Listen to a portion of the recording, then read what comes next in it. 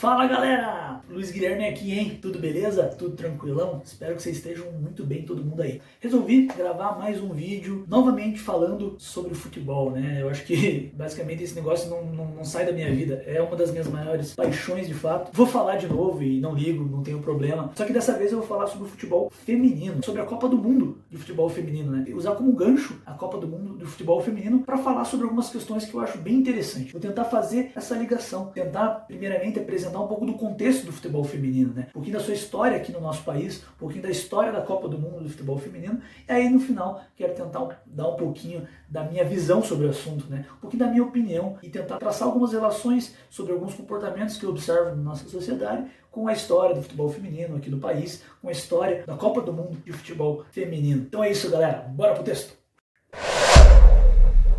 Eu sei que para falar desse assunto é algo delicado. Eu penso primeiramente assim que é delicado por alguns motivos. Eu acho que ao falar sobre esse assunto a gente acaba mexendo em algumas gavetas, né, em algumas caixas, digamos assim, que muitas pessoas não querem mexer. Eu acho que isso envolve zona de conforto para algumas pessoas, envolve posições sociais que muitas pessoas não querem, não estão dispostas a mudar. Se você está acomodado nessas caixas, nessas zonas de conforto, realmente não tem por que mexer. Porém, acontece que para muitos de nós, e eu acho que em específico sobre o assunto que eu estou falando, as mulheres, mexer nessa caixa é mais do que necessário. É crucial para que algumas mudanças aconteçam. E foi também, né, através de mexer nessas gavetas, de mexer nessas caixas, que algumas transformações sociais de fato aconteceram. Na semana passada deu início a Copa do Mundo de Futebol Feminino. Essa edição, ela, se eu não me engano, é a 9ª edição e ela está sendo disputada na Austrália e na Nova Zelândia. Mas antes de a gente entrar novamente nesse ponto, é necessário que a gente apresente alguns fatos, contextualizando o assunto.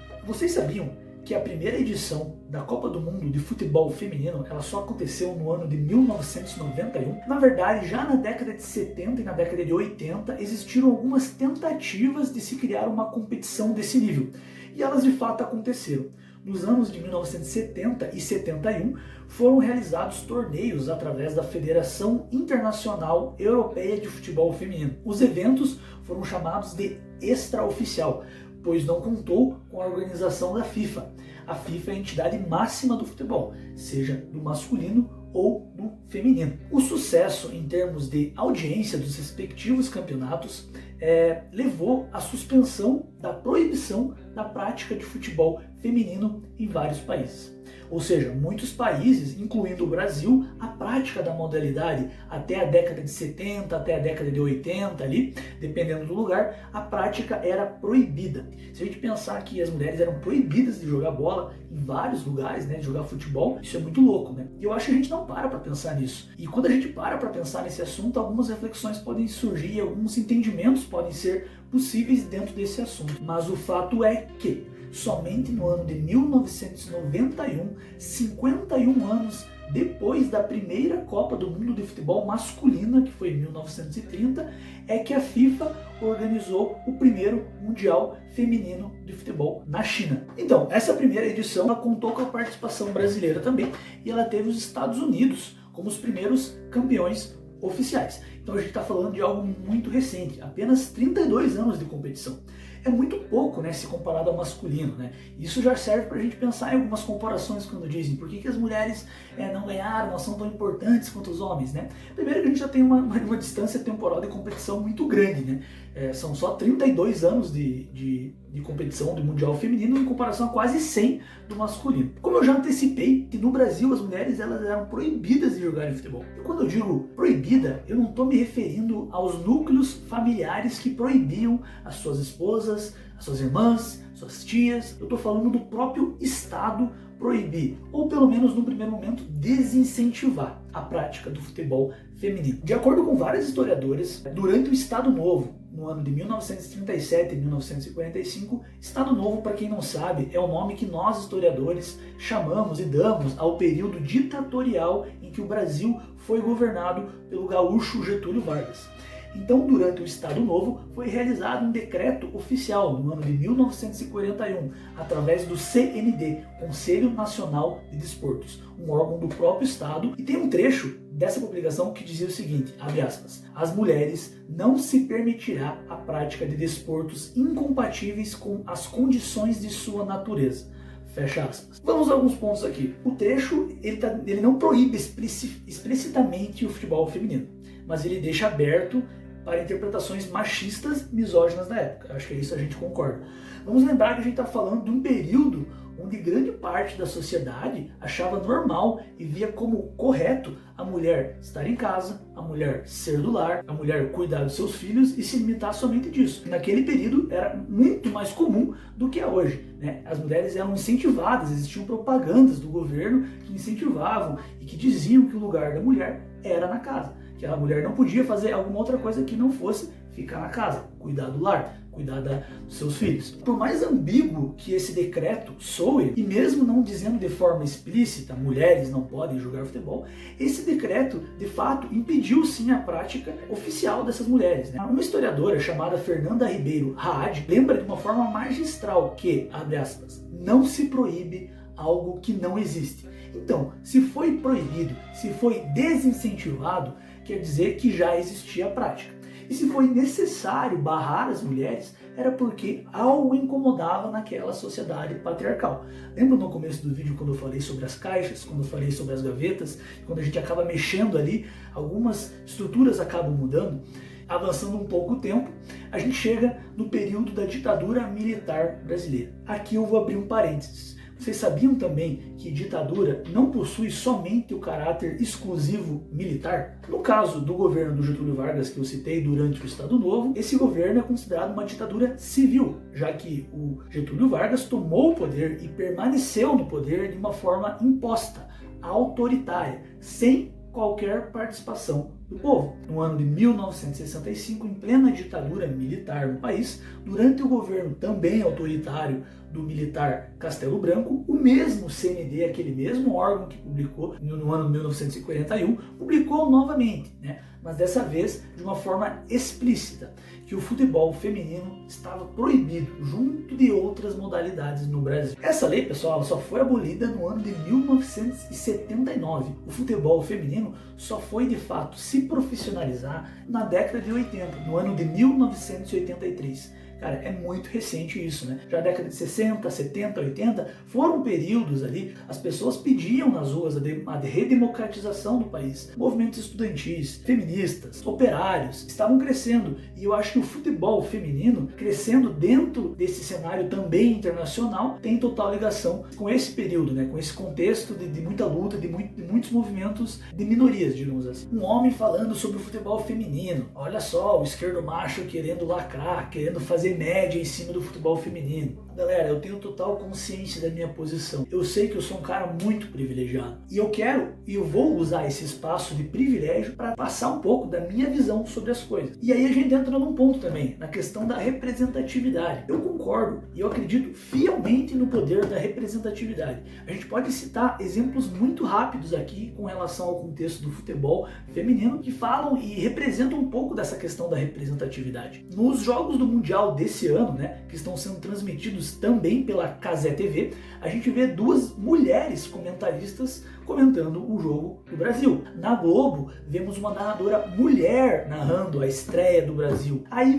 pode chegar algumas outras opiniões do tipo, não gosto do estilo de fulano ou de fulana, é muito ruim. Eu acho que tudo bem você não gostar de um estilo de narração. Ninguém é obrigado a gostar de um determinado narrador. E com certeza uns são melhores que os outros. Assim como em todas as nossas profissões. Tem melhores professores e tem piores professores. Tem melhores advogados e tem piores advogados. Mas o que a gente não pode diferenciar aqui é diferenciar o melhor ou pior por gênero. O melhor ou pior simplesmente por ela ser mulher. É óbvio, é claro que você vai ter a tua preferência, porém eu acredito que nesse caso em específico aqui que a gente está falando, da ocupação das mulheres em alguns espaços que foram restritos a elas historicamente, alguns espaços, alguns lugares que foram proibidos a elas, é diferente, é fato, não é igual. Não adianta você vir com aquele discurso, se é igual, por que elas não têm as mesmas conquistas? Se é igual, por que elas não geram milhões e milhões como futebol? futebol masculino? Se é igual, por que elas usaram 5 estrelas do futebol masculino no escudo? Vamos pegar esse exemplo do uso das 5 estrelas no escudo. Para quem não sabe, as 5 estrelas representam os 5 títulos mundiais da seleção masculina de futebol brasileiro.